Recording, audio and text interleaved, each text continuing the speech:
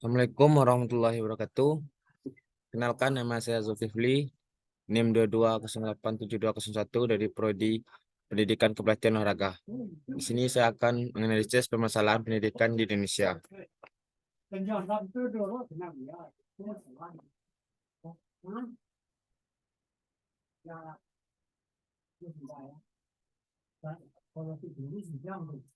Masalah pendidikan Indonesia.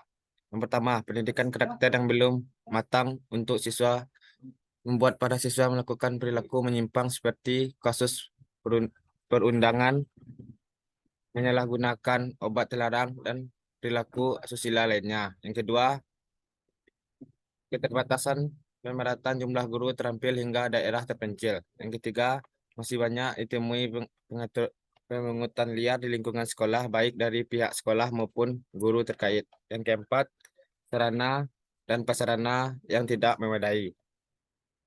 Yang pertama, pendidikan karakter yang belum memadai. Pendidikan karakter di Indonesia sampai saat ini belum berhasil. Sementara itu disusun mata pelajaran budi pekerti yang diajarkan di semua tingkat pendidikan pada desainnya mempelajari masih tetap cenderung mengarah pada suatu ranah kognitif saja. Bahkan sejalan dengan syaratannya muatan teknologi dan ilmu yang dipelajari pendidikan budi pekerti ini telah banyak ditinggalkan oleh sekolah. Desain pembelajaran budi pekerti semestinya tidak muncul sebagai suatu mata pelajaran masyarakat terhadap ke depan yang tidak ada lagi kesalahan yang sama dalam mengembangkan karakter siswa dengan membentuk mata ajaran budi pekerti ataupun mata ajaran kepribadian. Untuk menjawab tatanan pendidikan karakter dengan cara transisi dari dalam kandungan kurikulum tertulis serta kegiatan kurikulum dan eksekuler. Artinya, karakter yang ingin dikembangkan harus terwujud di dalam kandungan setiap mata ajaran melalui tugas dan bahkan kajian. Juga terwujud di dalam normal serta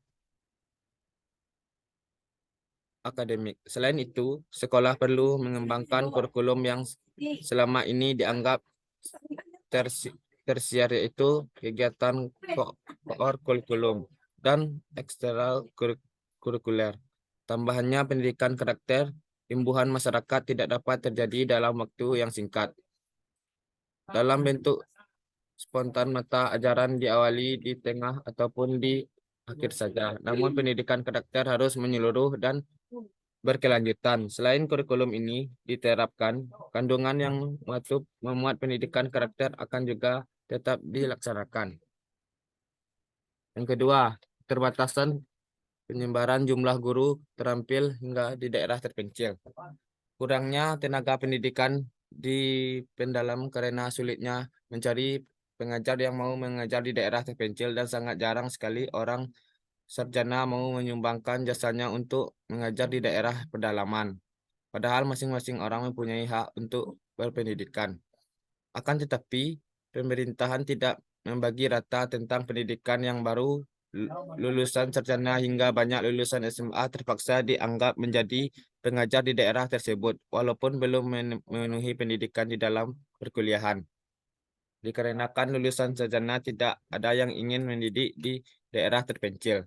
Sebab itu, dapat disimpulkan bahwa di Indonesia banyak yang pengangguran karena pendidikan yang sangat minim. Guru adalah salah satu elemen pendidikan agar proses pembelajaran mengajar belajar dengan lancar. Proses guru mentransfer ilmu kepada murid, baik itu ilmu pengetahuan, keterampilan, serta mengajar pendidikan akhlak kepada murid. Pendidikan seringkali mendapat masalah kekurangan jumlah guru, terutama guru terampil atau bersertifikasi. Penyebaran jumlah guru di sekolah kedepannya tidak merata sehingga ada kelebihan dan kekurangan tenaga pendidik. Bukan hanya masalah jumlah guru, persoalan ini muncul adanya gaji guru yang rendah. Yang ketiga, masalah banyak ditemui pungutan liar di lingkungan sekolah, baik pihak sekolah maupun guru terkait. Contohnya, diwajibkan untuk membeli buku jika nilai mau bagus. pungli di sektor pendidikan karena terjadi lantaran para pegawai pendidikan salah menafsirkan antara pengungutan dan pembangunan. Sekolah bisa saja menarik sumbangan, namun oleh pihak lain dianggap sebagai pengungutan.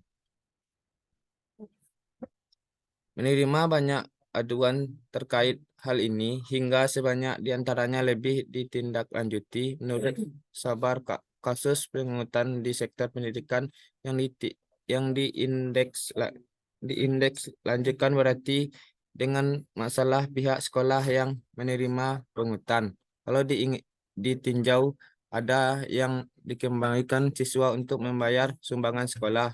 Misalnya 2 juta dikali semua siswa, jumlah jadi banyak. Tambah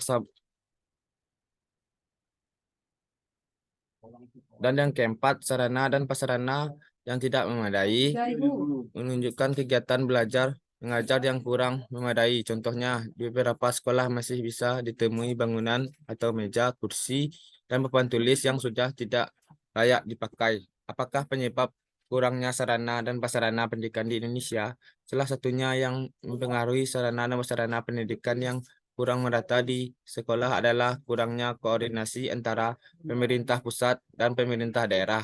Terkadang proses pengawasan dan pengontrolan pendidikan yang dilakukan pemerintah pusat tidak menjangkau daerah yang terpencil. Faktor-faktor apa saja yang menjadi penghambat dan penyediaan sarana prasarana sementara faktor penghambat yakni keterbatasan sumber daya manusia, keterbatasan dana yang dimiliki sekolah, dan yang ketiga, rendahnya kesadaran sebagai guru untuk melibat dan mengelola sarana dan prasarana khususnya perawatan dan koordinasi. Sekian dari saya. Eh, itulah yang bisa saya sampaikan. Kalau ada kata-kata yang salah tolong dimaafkan. Saya sudah dengan Assalamualaikum warahmatullahi wabarakatuh.